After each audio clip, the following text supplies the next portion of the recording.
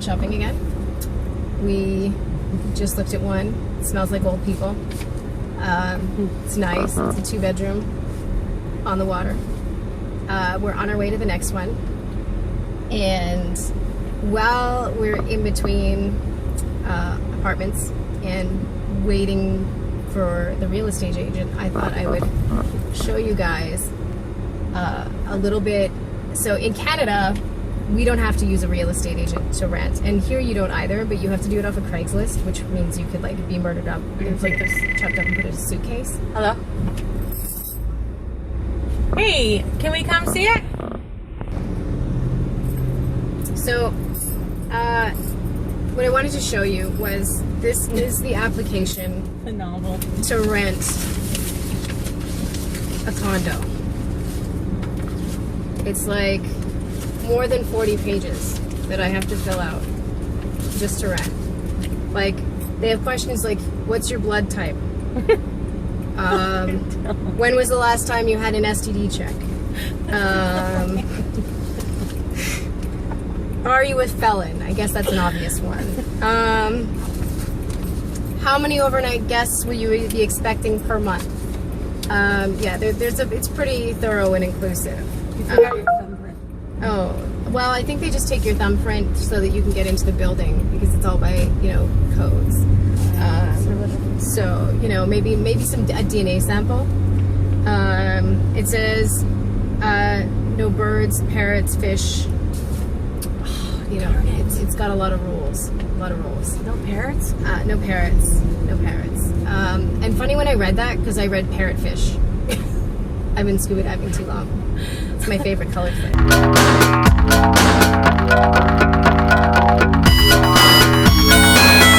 So, yeah, here we are trying to fill this out, and it's a bit of a nightmare.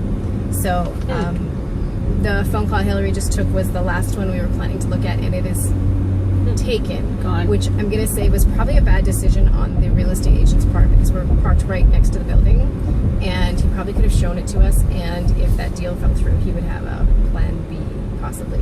So it would have been like 5 minutes of his life to have a backup. So lessons in sales to all my real estate agent friends. The other lesson in sales I'd like to say is that for every real estate agent that says to me, there's somebody coming to look at it in the next hour, you better make an offer. That doesn't work. That says to me, oh, I better keep shopping, much to the dismay of Hillary, because I say, oh, well, if somebody else is making an offer, I better go keep looking. Because what they don't realize is that renting an apartment is not an emotional decision like buying a house is. So pushy real estate agents equals red flags in my world, because I've been screwed over so much here by real estate agents. Not by me. Not by her. That's why she's still my real estate agent. Just like to clarify that.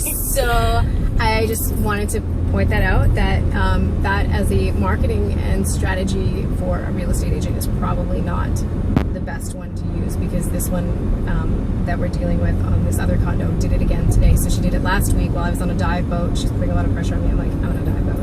And then again today with this mountain of paperwork, I wasn't supposed to read it. I was apparently just supposed to sign it and send it back. So I didn't sign it and send it back within like 5 minutes. So she's calling and saying there's somebody else coming to look at it again.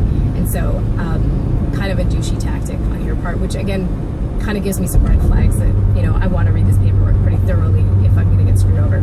So I am off to do a little light reading, get my blood tested, some DNA samples and whatever else. But the good news is this building that I am applying for is awesome. It's awesome.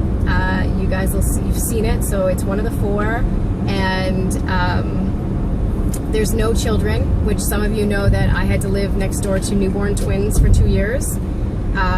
So there's no children in this building, and there's no pets. And so for everybody who's read any of my 6 a.m. wake-up calls by someone else's dog will appreciate that I will no longer be waking up angry to someone else's dog.